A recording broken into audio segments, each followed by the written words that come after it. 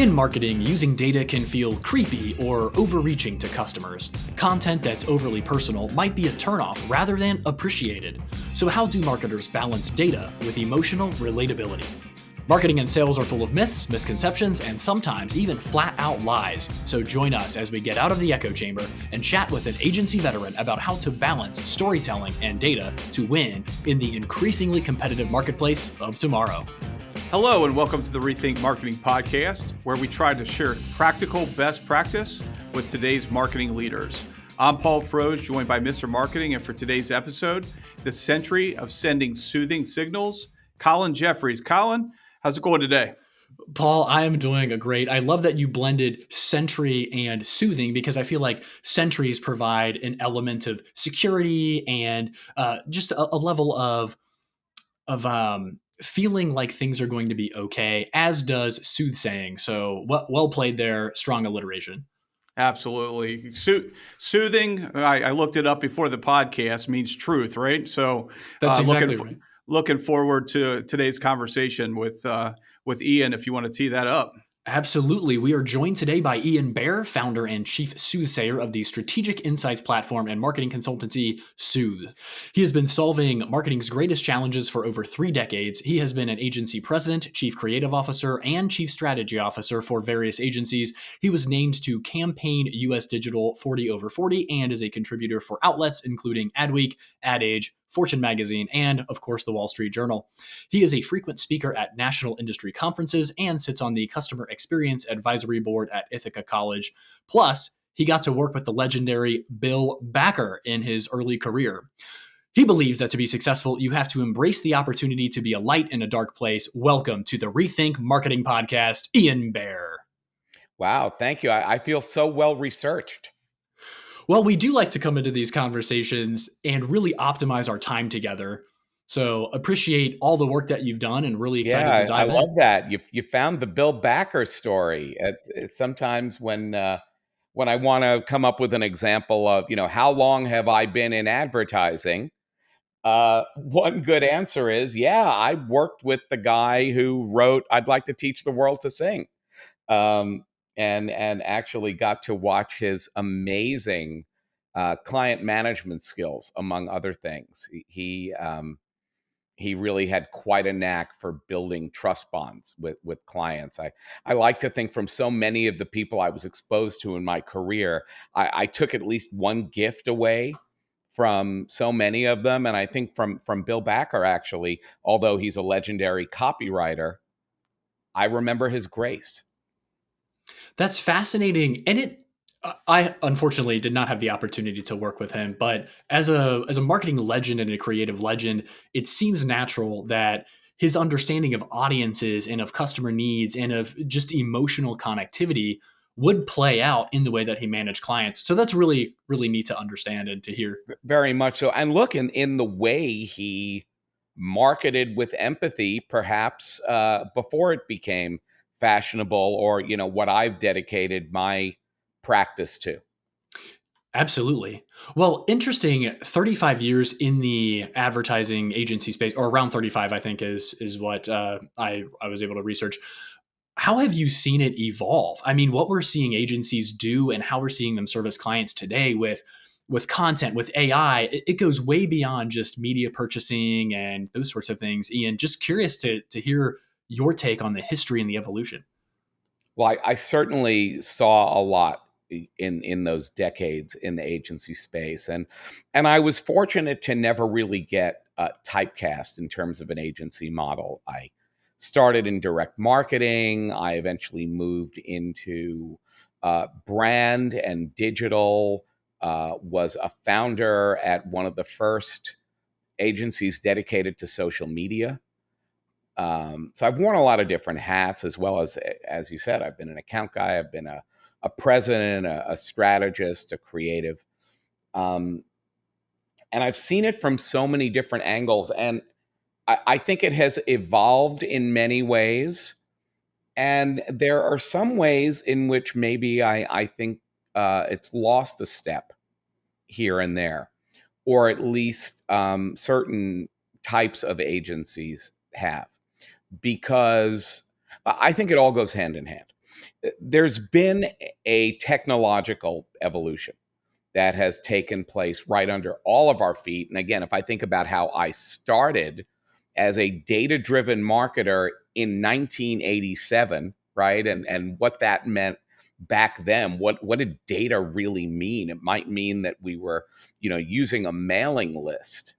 There wasn't any level of interactivity really.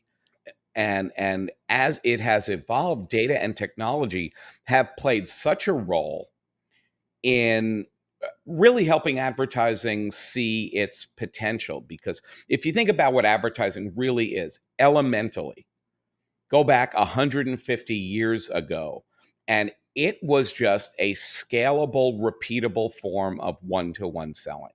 The same thing that door-to-door salespeople were doing so effectively across kitchen tables then became scalable as more media became options. Hey, how can we deliver those same kinds of messages at scale through vehicles like newspapers, eventually TV, radio, the internet?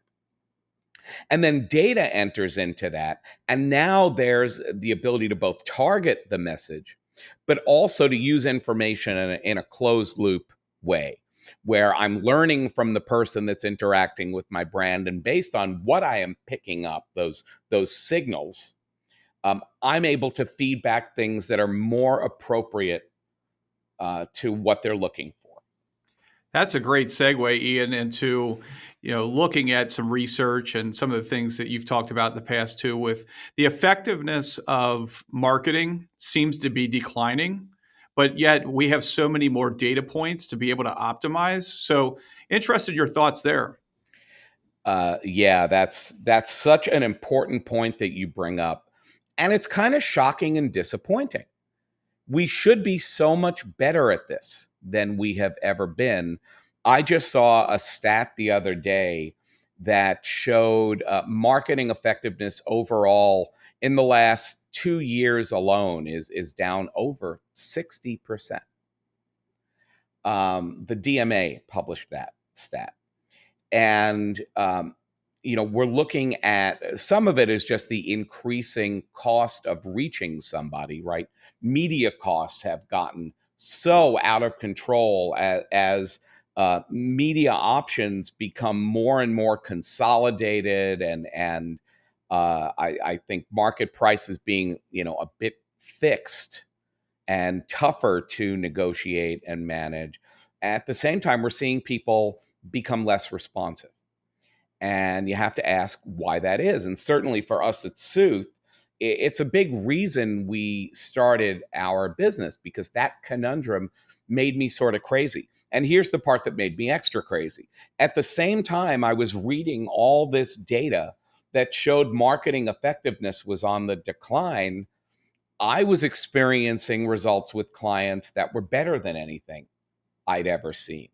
And when I looked at what separated the most effective case studies from those that were less effective, in looking at work I'd done, in reading through, I judged the Effie Award finalists for a number of years, and looking at the most impactful cases, it was always the same thing, which was the brands that showed the greatest emotional understanding of the buyer were the ones having breakthrough impact.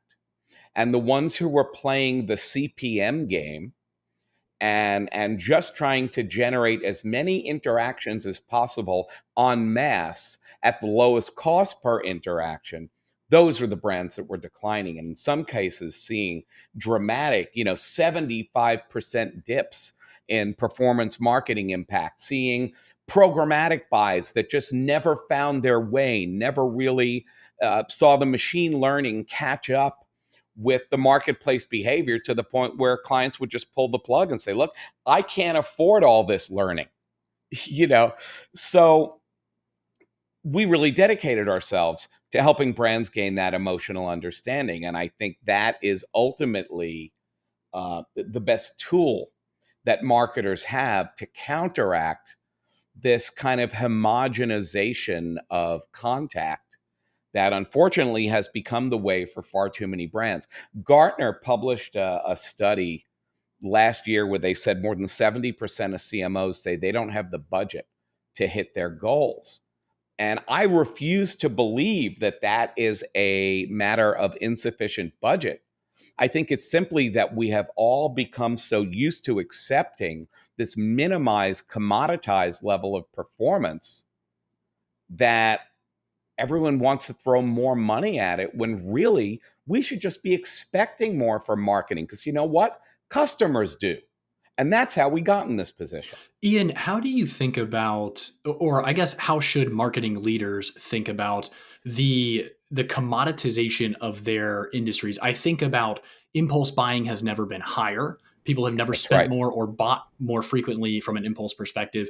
Um, Duplication, we'll call them dupes or knockoffs, they've never been more available. The cost of switching providers has never been lower in almost every industry.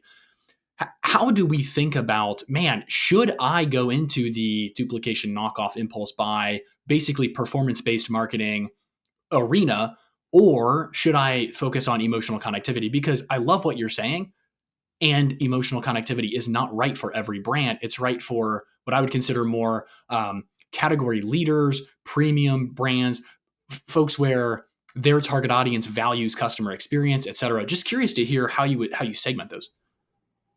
I think a lot has to do with how you measure success. In all the time I've worked with clients, the initial conversation always goes to a point of, tell me how you measure success. Tell me what the rules of the game are.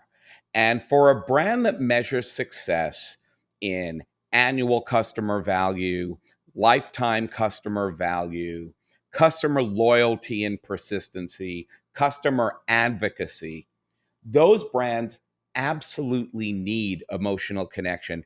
It is the only thing that you can really differentiate based upon is an understanding. I mean, just think about how we all operate in day-to-day life, even with the local businesses in our neighborhood, with the restaurants we keep going back to, and why we use this dry cleaner versus that dry cleaner. It's always a matter of who gets me, who shows an understanding, a level of respect, who rewards our relationship. And yet most brands at scale, unfortunately, do not operate that way. They are too much in the business of one sale at a time, one lead at a time, one upsell at a time. And if you can truly measure the impact of your business one sale at a time, then emotional connection is probably a brass ring you do not need to chase. I love the way that you framed that because you brought up respect. And as marketers, it's so funny to me because we'll use words that almost seem disrespectful, right? We break our customers down to words like user, right? Well, the only industry where user has become popularized is in technology, where there's this barrier between the people behind the scenes and the end user. So it's fascinating that we're like, oh, instead of calling them customers, we call them users. Instead of talking about humans, we're talking about clicks, or we're talking about view through, or we're talking about video completion, et cetera. It's just That's right. we're using, and we set marketing goals around things like lead capture. right. I mean, that sounds like, the objective in playing Stratego or Risk. It doesn't sound like the way you treat a human being. That's exactly right. It's disrespectful.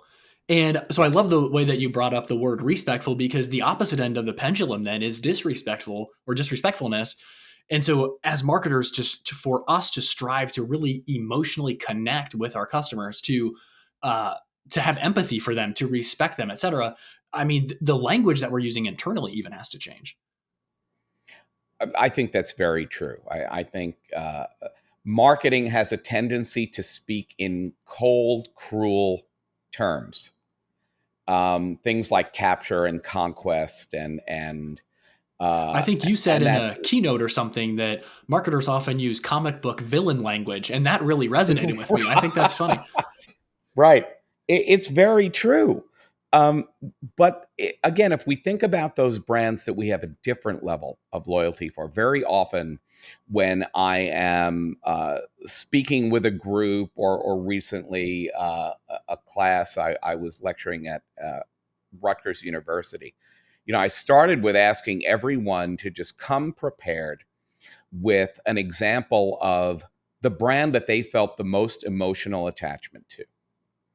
And as we went around the room, and I shared along with everyone else, what you found was when people had a level of emotional attachment, it wasn't they always give me coupons, or I have X number of points in the bank with their loyalty program, or they have more locations than anyone else. It came down to there was a moment when I felt seen. There was a moment when I felt understood. I'll give you the example I cite very often, and this is a blatant, uncompensated plug, although I think they should definitely give me a call. And that's Hilton. Hilton is the brand I feel the most emotional loyalty to. Let me tell you why. Number of years ago, our daughter, a high school student, was coming back from an educational trip. And because of weather, her flight had to land prematurely in North Carolina. She was 16 years old. We didn't have any family in North Carolina. She didn't have any friends in North Carolina. The airport, or rather the airline, who I won't name so I don't bash them, was not even willing to do anything to find accommodations for her, and basically said she was going to have to spend the night by herself in the airport while they tried to get her out on a morning flight. So after reaching my point of frustration with them, I called some local Hiltons because that's where I had the greatest status. And unfortunately got informed by the first 2 or 3 Hiltons that I called, no, we can't let somebody under the age of 21 check in. Doesn't matter if you give me a credit card or whatever. So I called the Hilton Diamond Desk because, again, I've had this longstanding relationship, and begged and pleaded and said, somebody needs to see me, hear me, understand me, relate to being a parent of a 16-year-old who is scared and by herself in another state. There were terrible storms. My wife and I could not get down there to rescue her. The same storms that were keeping her from getting home had closed all the New York airports. And an empathetic person on the other end of the phone called around to every Hilton general manager in the Charlotte area, leading with one question: are you a parent? And a certain GM of one of their properties was able to relate to the situation, gave us her personal phone number, sent a car to pick our daughter up from the airport, was waiting for our daughter when she arrived at the hotel, got her settled in the room, gave her menus for places that would deliver dinner to her, gave her her cell phone number so that she would feel safe and could check in, arranged a car to take her back to the airport in the morning. Do you think there is anything Marriott could do to get my loyalty? No, there's no way. That's the difference. Now, can every brand do that for every customer? Not quite to that level. However, there is a value in somebody feeling seen, their needs understood, recognition of where we have been in our relationship between the brand and the customer, sense of where we might be going. Data and technology give every brand the opportunity to know that right now.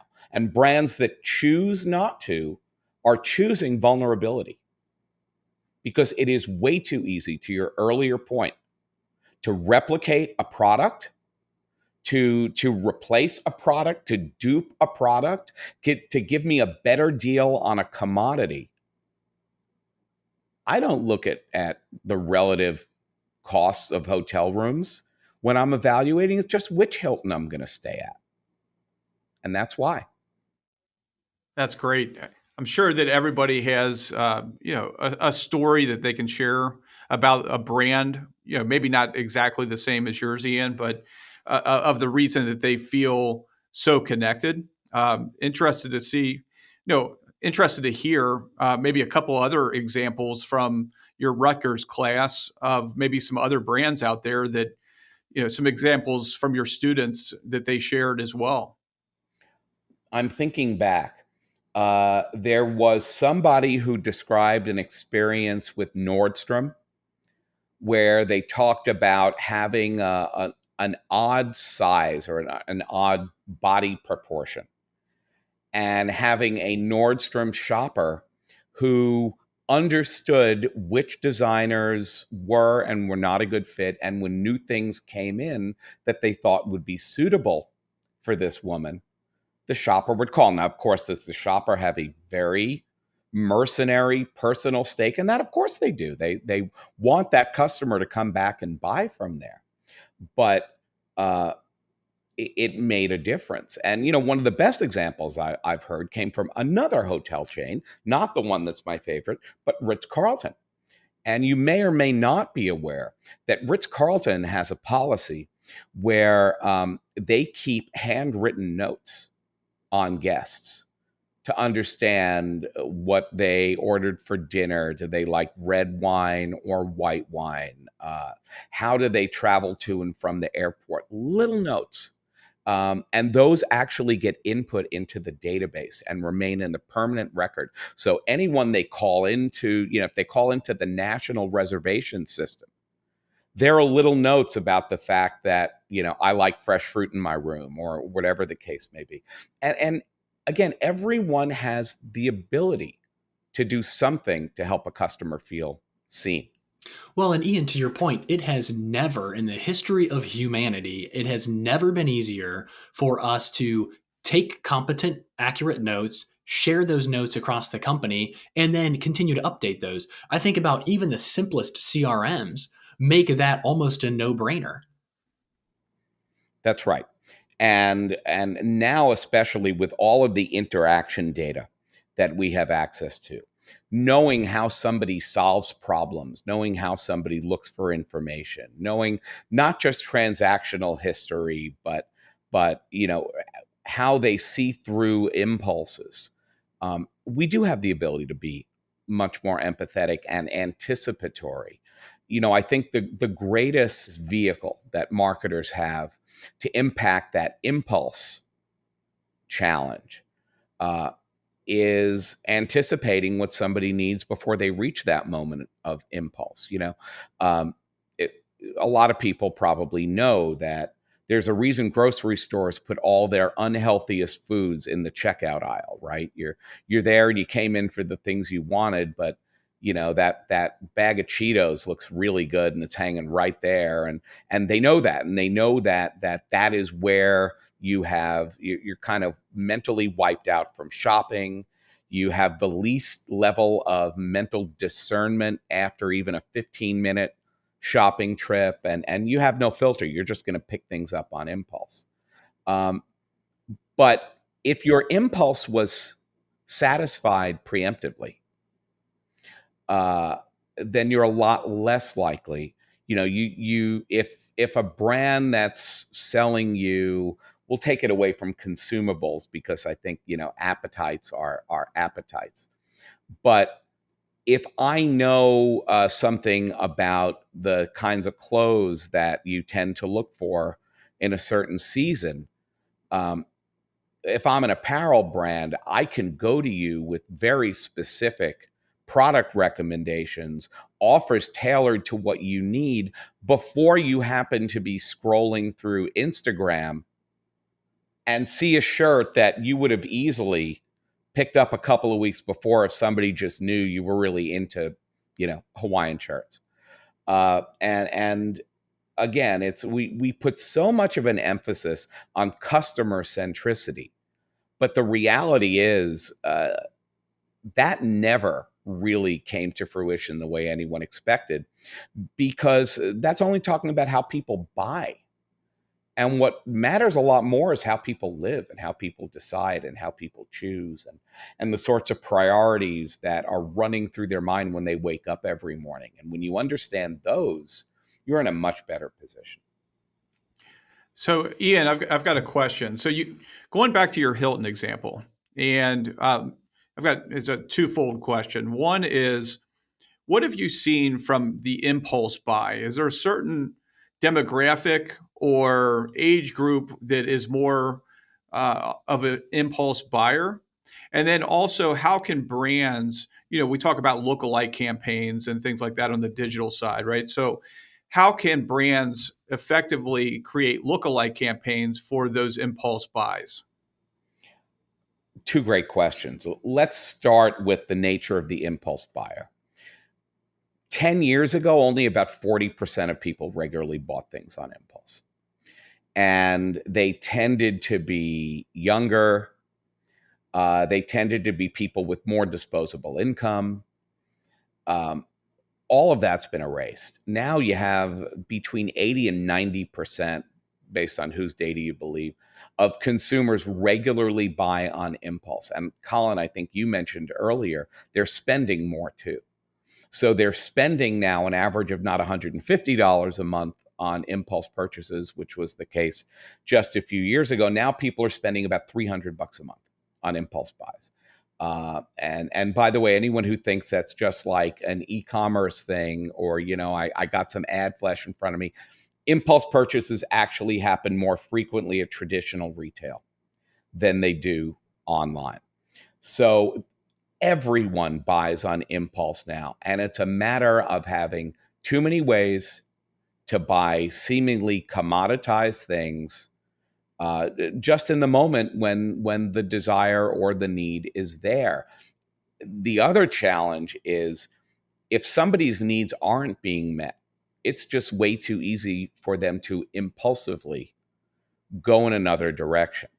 The vast majority of, for anyone out there right now who's managing a brand, I can tell you for a fact that the vast majority of the people who are dissatisfied with your brand are going to leave without ever telling you why they're leaving or where they're going. They're not going to give you a chance to make them happy.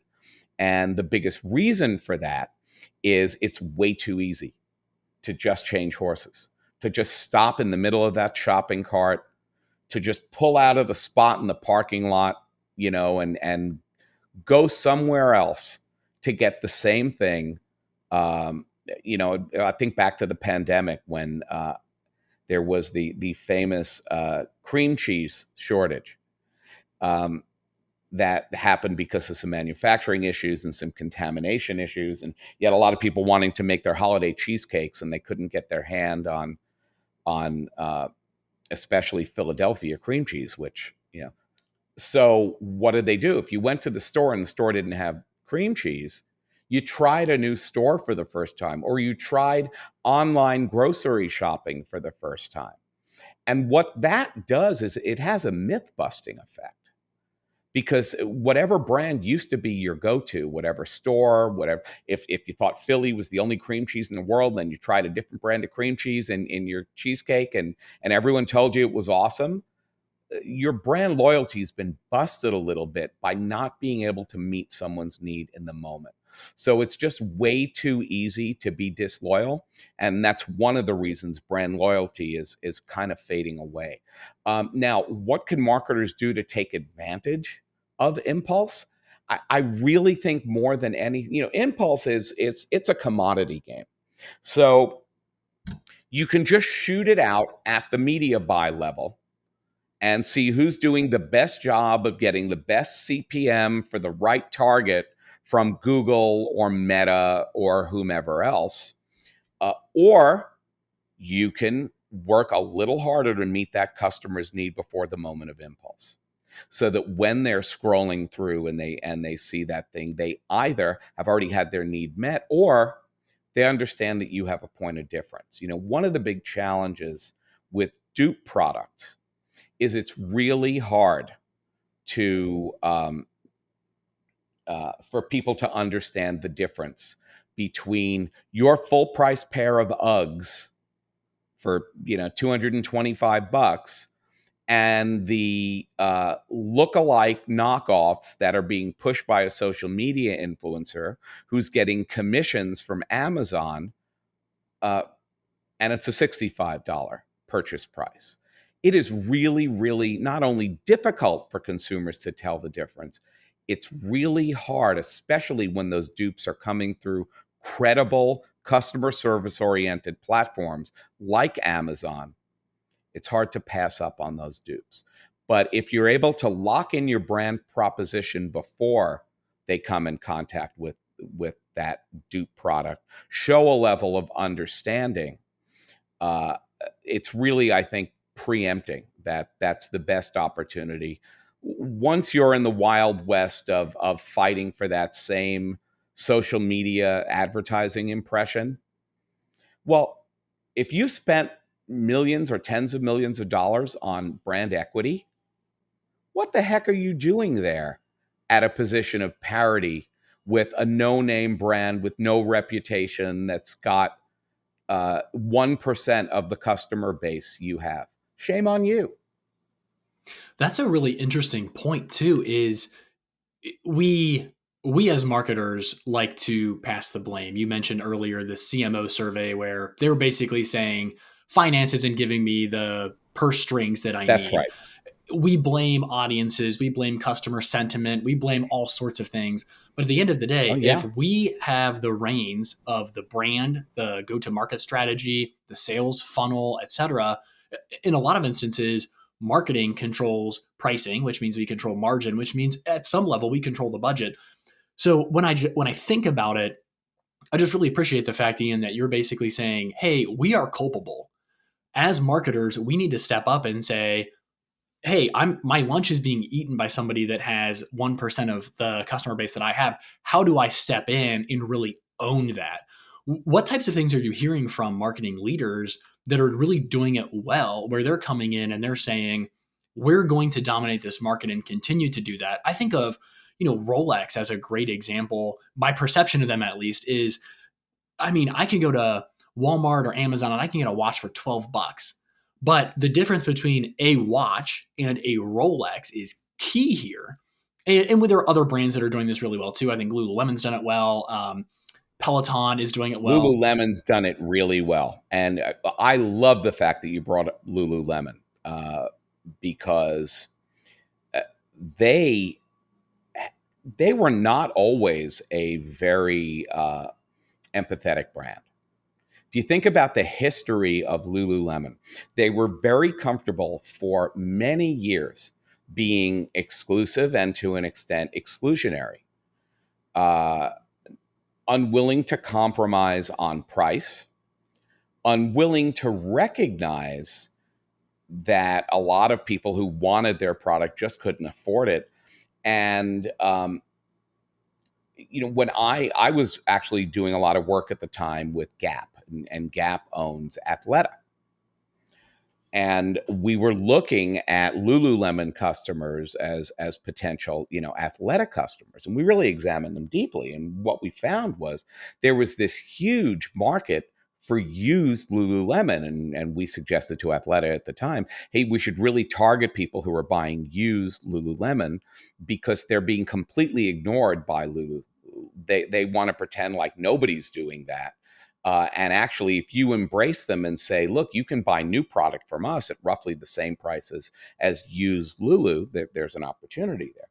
Well, eventually, Lululemon got wise and realized that it is better to cast that bigger net, to be welcoming of people who want to buy the used product, to embrace the fact that the durability and quality of Lululemon product is the only thing that makes it so rewarding to buy on the secondhand market.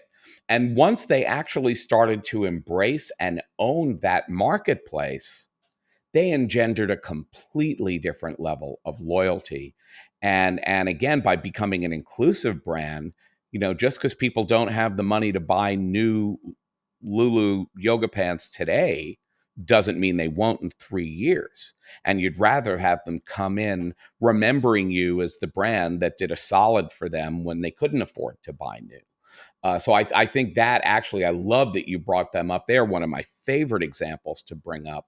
I think another brand that has always shown empathy or at least for a number of years now, better than anyone in their category, is T-Mobile.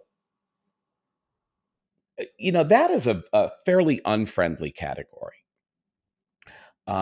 Everyone has loved to hate their wireless phone companies for years. When your device works great, you don't really think about it, and when calls drop out or websites freeze up or you get kicked out of a download, you hate your phone company.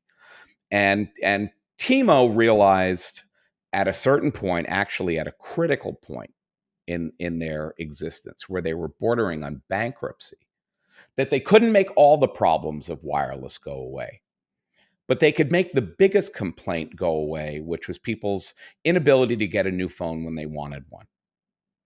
And so they blew up contracts, and everyone said, you'll never be able to afford to stay in business. And of course, the rest is history. They went from being the number 4 carrier to, depending on which segment of the market you're looking at, number 1.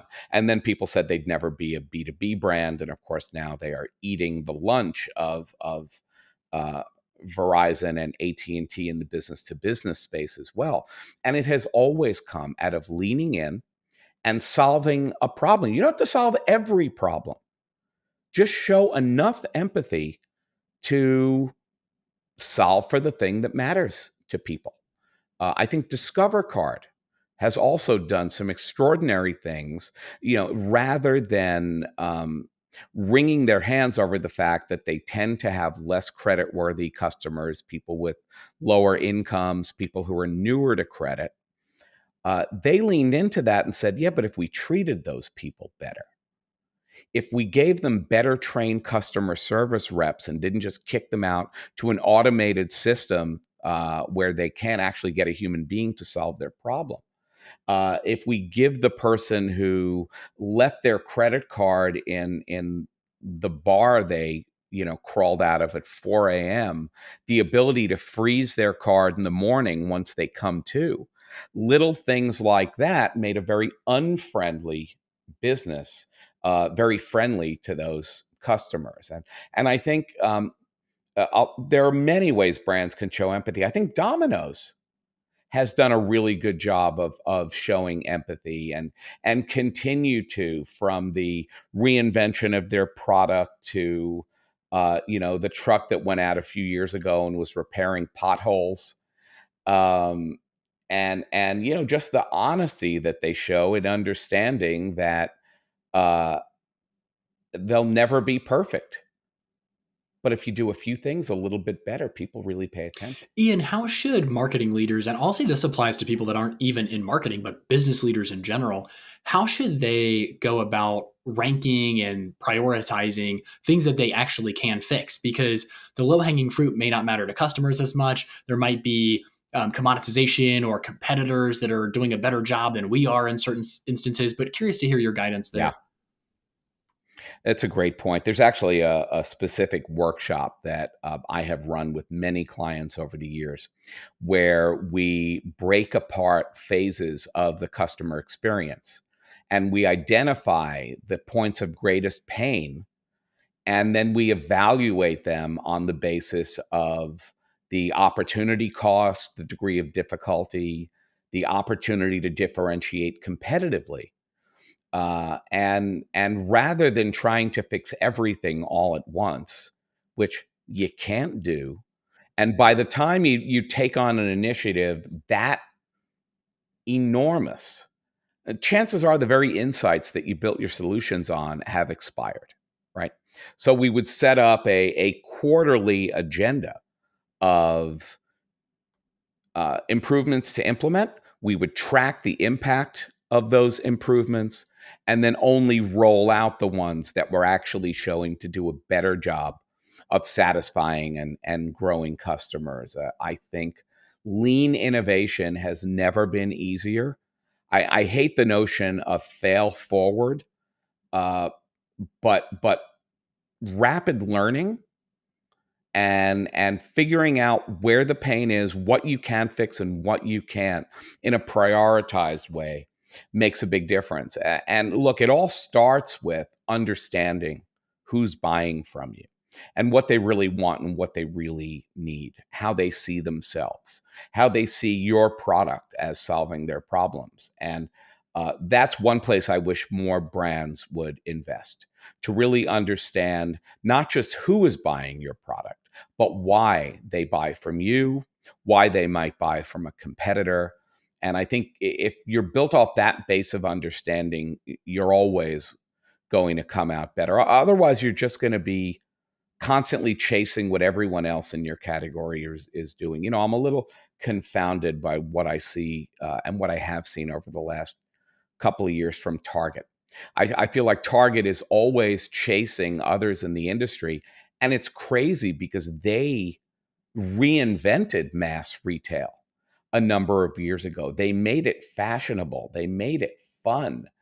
And now when I see some of the things they're doing, like, basically just bundling a shipping service into their loyalty program and calling it something new, when in fact it's just a replicant of what Walmart and Amazon have been doing very effectively for the last few years. It makes me feel like no one's really investing in understanding what the target customer wants from Target, not what the Amazon customer might want from Target, because Amazon does a really good job of helping people feel understood and seen and having their needs met and having their problems solved quickly. Um, there is still the DNA of somebody who wants to be passionately in love with Target. And I'm waiting to see Target reflect that in their advertising. Sorry for calling you out, Target. Love you guys. Got a question for you, Ian. As your firm is looking into AI and looking at the opportunities for marketing effectiveness, you have it right on your website. Yeah. Tell us a little bit about that. Well, we wouldn't have a business without AI. When I was pivoting out of the agency world, and really my passion was to take this differentiated approach that I described, enabling emotional connection, and make it something that was repeatable and scalable, ultimately teachable as a practice, because it's just something more brands need to do. What I discovered as I started to look at some of the tools that were available was that I could take what previously required 2 years of in market test, learn, refine, retest, throw in a bunch of qualitative research, quantitative research. I could get that same level of learning, but instead of getting it after 2 years and hundreds of thousands or millions of dollars in money being wasted on things that didn't work to find, the nugget that was performing, we could actually, with the magic of AI, crunch all that data in about a month and predict what would work. So if you think about applying that, I gave the example earlier of programmatic, and there are people now who have pronounced programmatic dead. I do not think it's dead. The problem with programmatic, and I witnessed it firsthand with clients, is it would take so long to perform at a financially acceptable level, and clients would see so much money being wasted with no lead volume coming in. But that's because the whole system counts on people's repeated patterns to prove out a formula. Well, if you measured those patterns in advance and they serve as your input for the programmatic buy, which is something we're able to do, we're able to blueprint that for a brand and say, it's not this wine expert site, it's that wine expert site, and here's precisely what people do when they are there, and you can start to narrow the scope of these programmatic buys so that you are where you would have been after 90 days of machine learning on the first day of the buy. Well, you can resuscitate programmatic. And you can be so much smarter in eliminating waste. Marketing effectiveness has always been more a matter of eliminating the things that don't work than it has been about finding the thing that works. And that's really what AI enables us to do, is to create a predictive data set that allows brands to make the right decisions without having to throw it out to in-market testing and potentially lose customers. In that time you're testing and learning, the people who aren't responding to those cells that don't perform as well are buying from your competitors. That's not a luxury most brands can afford, and they don't have to anymore. So that's really the role that AI plays for us, is just this masterful ability to accelerate learning and make things that used to only be campaign outcomes predictive data factors. Well, I hate to be the bearer of bad news, but we're coming up on time here. Ian, thank you so much for joining us today, for sharing your expertise and your stories, for sharing your expertise and your stories with us and our audience. We are the Rethink Marketing Podcast, so we'd like to ask each guest, Ian, what is one thing that you are rethinking? It can be personal, professional, speculative, anything. Well, I think that the thing that I'm thinking and rethinking, like many Americans right now, is the state not only of our political environment, but the role that polls play in it. I think we've learned so much in the past few election cycles about where polls are useful and where they can be very misleading, not only in terms of the conclusions we might reach about what's going to happen, but even in the decisions people choose to vote or support a candidate. So the thing I'm rethinking the most is, how can we do a better job of really understanding people in the political arena, rather than these conveniently drawn polls that in the end turn out to predict absolutely nothing? I think there's a better way, and it is something that keeps me up at night, and frankly, something I'm crunching a lot of data on right now to understand how we can more predictively understand people's needs, not just in the marketing world, but in their lives. It sounds absolutely necessary and extremely beneficial. Well, Ian, again, really appreciate your time. How can folks follow up with you if they're interested to learn more about you or Soothe, or, just... Oh, sure. Oh, I'm going to make one small correction. It's Sooth. Yes. Rhymes with truth. Easy to remember. The word in Old English actually had two meanings. Sooth either meant truth, or it meant to calm a situation. That word, eventually somebody put an E on the end and it became Soothe. And Sooth became obsolete, which is why I was able to get it as a brand. But anyway, the way you can find me on LinkedIn. It's just my name, Ian Baer, IANBAER. Look us up on our website, which is soothbetold.com. So like truth be told, but with SOOTH in place of the word truth. Or you can even drop me an email at hello@soothbetold.com. I'd love to hear from you. Well, this has been just a really enjoyable and insightful conversation. Ian, thank you so much again for joining us.